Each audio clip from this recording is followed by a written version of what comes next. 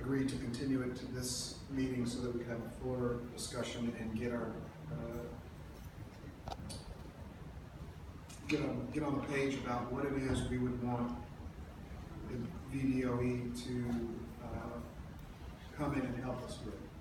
And so I want to set sort of some sidelines about this conversation, at least the one that we have in our public session, in that when we're trying to figure out and discuss and whittle down what it is, what the scope is that we would like to make the request of VDOE to do, be mindful that we don't want to make evaluative statements about staff.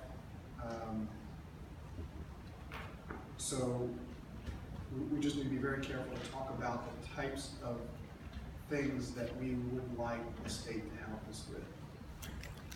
And if there are personnel concerns and things that we want them to help with, we need to hold those until we go into closed session. So with that, Ms. Gray raised it last meeting, so I'll let her open up the conversation, and I'll go to Ms. Taylor. I saw her hand, and Ms. Harris-Muhammad.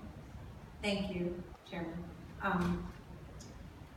I've raised this concern only because of the abrupt changes in our leadership in the special education department. We have new leadership. I think it's important. Prior to that, we had a comprehensive review done by DOE. We were making progress towards full compliance. I think that it's important for us to have some additional expertise to help us move the district closer in the direction of full compliance with special education. And they've loaned us staff in the past. It's not unprecedented, and I think that it would be helpful to make a request to DOE for that again. And before I go to Ms. Taylor, I do have, my mind is slipping me. We've arranged for VDOE to come in on September 19th and report to us their analysis, their assessment of the progress that we're making in dealing with the challenges that were identified. And I think it's the initial review, and then the results-driven accountability. Is that what the review was called? So we will be able to hear from them on how they think we're doing, where we need to redouble our efforts and things like that on September 19th. I just want to make sure that was ready. Ms. Taylor.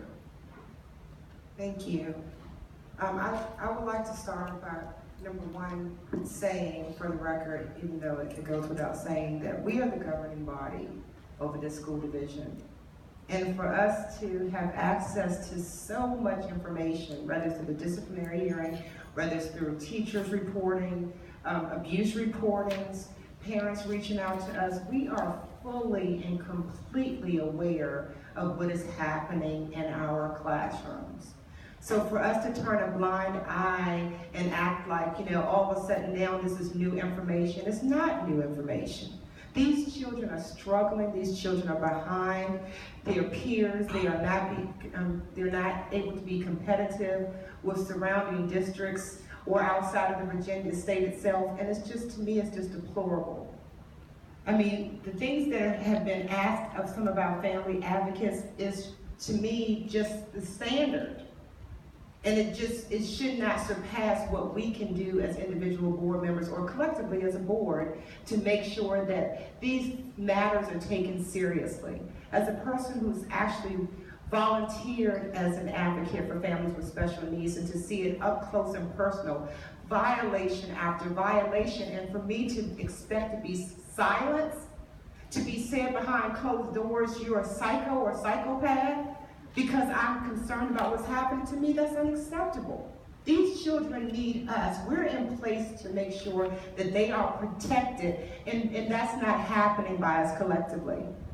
To reach out and ask for a state agency to do what we should be able to do for ourselves, to me, is unacceptable. That's right. And I honestly don't trust what that department can do for our people, because they have been made aware of the same emails that we have all received as of late.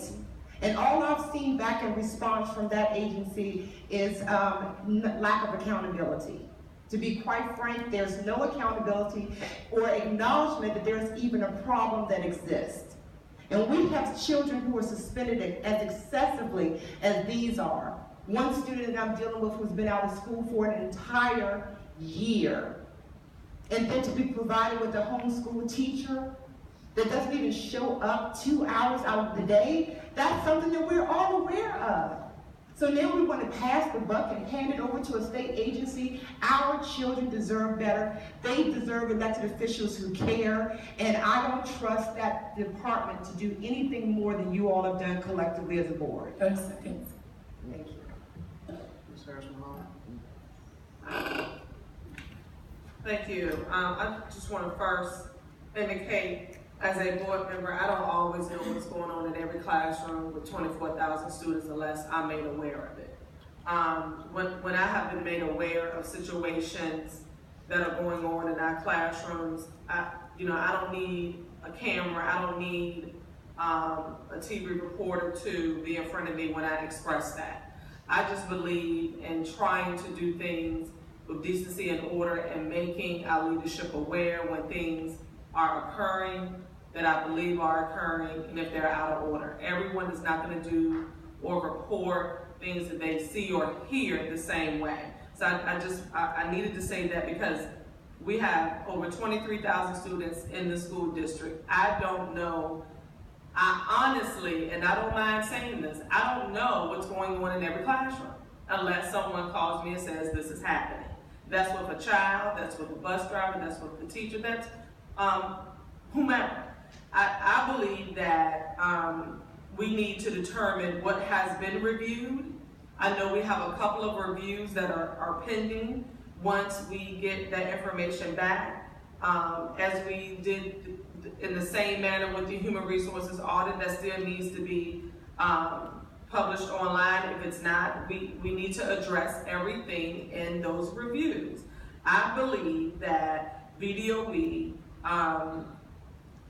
should give us a report on their analyses as soon as possible.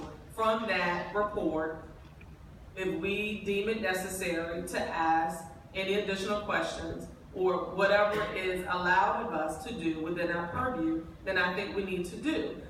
However, I would be on the safety or on the side of caution to say that we are not doing anything correct in the division in the terms of exceptional children. I think we have some challenges. I think we have some areas for great improvement, but I want to go through the process to see what all of those improvements need to be. What are the violations? I don't know. Yes, we have received numerous emails, a ton of information, but I need to know out of what we have received, what is going on. I'm not saying what we received is not true. I'm not saying what we received is true. I think it is fair, and I would want someone to treat me the same way.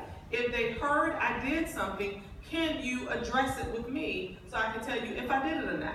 We as a board need to go through that process and then go from there. And Mr. Bourne, I'm glad that you said if it deems necessary that we need to address some personnel issues, then we have the avenue to do that. Ladies and gentlemen, we cannot address personnel issues in public. It's illegal.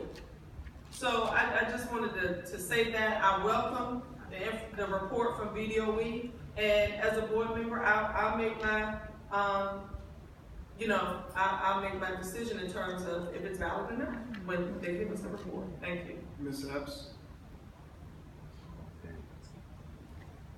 I'm thinking in addition to requesting assistance from Virginia Department of Education, I first have to go on the record that we've already received a report from the Virginia Department of Education last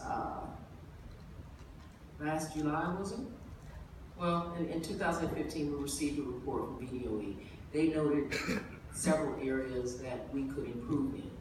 Well, it was around the same time that I was contacted by one of my parents who said, hey, look, I need some help. And I forwarded that information. And for a year, her child was disadvantaged.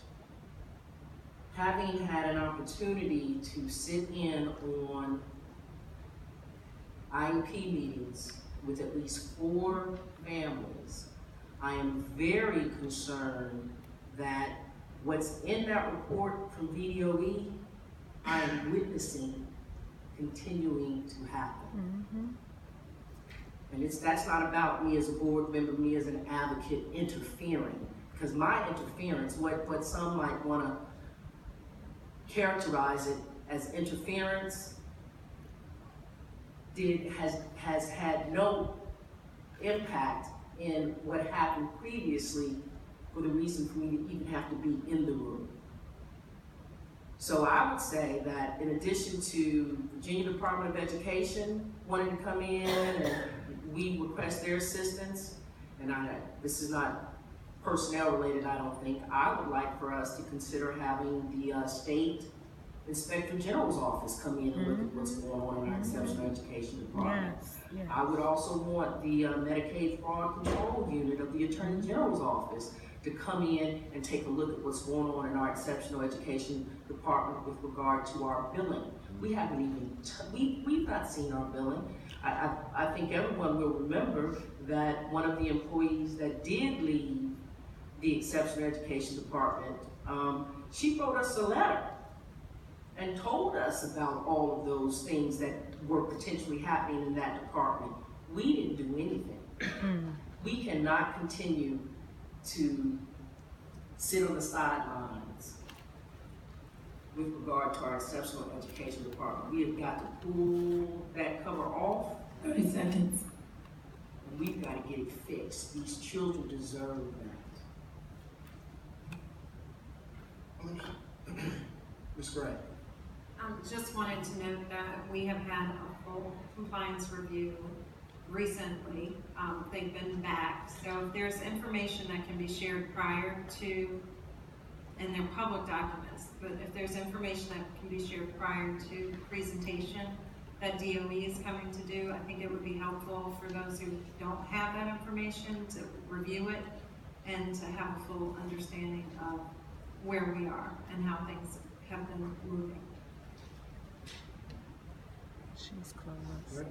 Any specifics about what else we'd like to ask the state to help us understand? From their perspective. I'm not saying it's the only perspective, from their Sure. perspective. Ms. Harris-Mahal.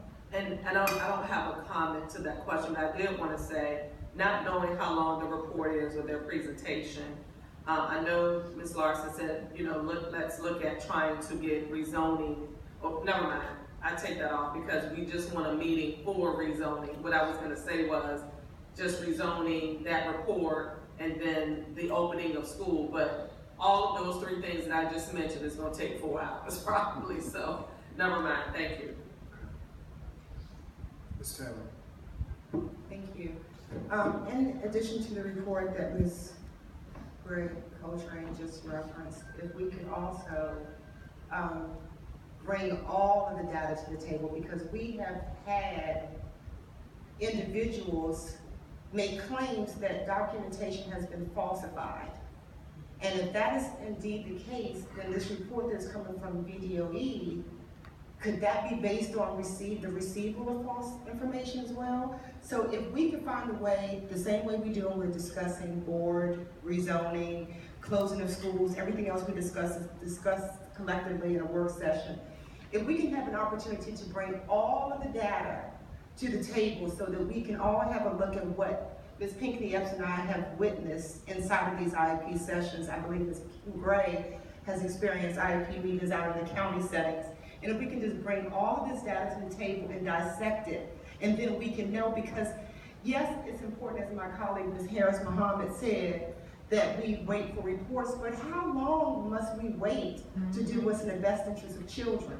They don't have time to wait while they head on that pipeline to prison. They don't have time to wait for us to figure it out.